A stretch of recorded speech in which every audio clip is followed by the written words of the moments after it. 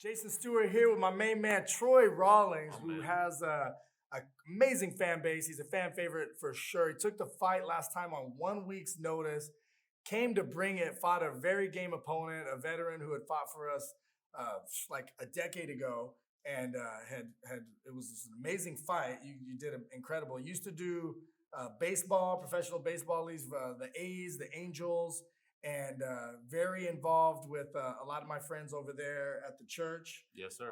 Awaken. And so tell me a little bit about how this differs from last time. Last time you had no excuses. You came to bring it 1 week's notice, had your whole crew there. This time you've known about it for a while. Totally. Yeah. Got to implement a lot more strength conditioning, really get in shape.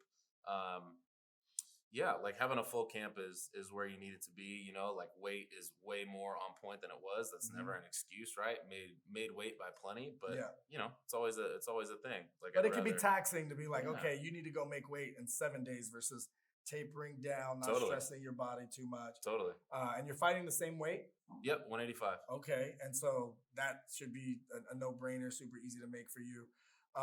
What about the skill side? Do you feel like you have, like in the last 3 months, you were able to accumulate way more skills? So yes. So like yes and no. I think that the accumulation is really in like taking these fights, getting in there. That's where I see the biggest level up is like, I don't know that I actually we didn't learn any new technique in the fight, but there's an effect that happens when you get in there. You know, you put in 3 rounds, whatever it is, and you come out, you're like, oh, all of a sudden I'm moving better in training and things are just like timing's right. And that experience just has really leveled me up. Training's going great, but that's incredible. Yeah. So where do you feel your strengths are? Like what sets you apart from the average? Because I mean, you're an athlete. You're a different type of athlete, obviously. Totally. Than a lot of these guys are coming from a wrestling background. You're coming from a baseball background. Totally. So what advantages does that give you?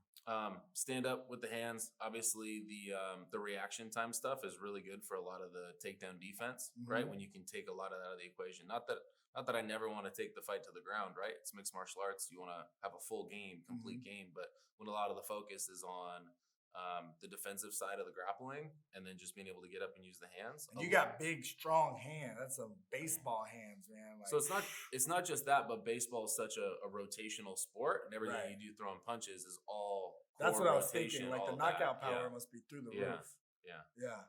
That's incredible. So have you studied your opponent at all? Do you have any knowledge on them? Do you care to do that? Some fighters are like, I don't care. I train to fight anybody. Some people, I want to know exactly who I'm fighting and study them. Where do you fall? It's way more how the fight goes is going to dictate on me showing up with my game plan and like sticking to my guns rather than trying to build something around what the opponent does. And to be honest with you, man, this is supposed to be my 3rd fight. I've had probably 12 different guys pull out of fights. So you're just training for a fight, man. As you should, man. If I try to prepare for these different guys and then that guy, then game plans are just thrown out the window and, you know. Accumulate skills. What about your coaches and your team? Tell us a little bit about how that's going. And Todd Medina, Champion Factory. It's been really cool, man. Especially, it was going on before the fight, but especially like recently, it's turned into a lot of like missionary ministry type stuff with Todd going down to Mexico. So we're actually I know that Epic's got this whole Mexico theme going on for this fight. I saw the Mexican flag, but a big part of what we do, we're partnered with the largest refugee camp in Mexico. It's right across the border in TJ. So we've been doing a lot with donating food, clothes, bringing stuff down there. And actually, you know, Sound of Freedom's a big movie right now. We've been doing a lot with getting involved with fighting a lot of that stuff with the cartels, the sex trafficking, women and children, and helping get them to safety. And wow, that's incredible. Yeah. I love to hear that. Anything you want to say to your fans out there? Oh, man. Hey, Epic Fighting Championship, August 11th. To buy tickets, use the promo code Troy, and we'll see you out there.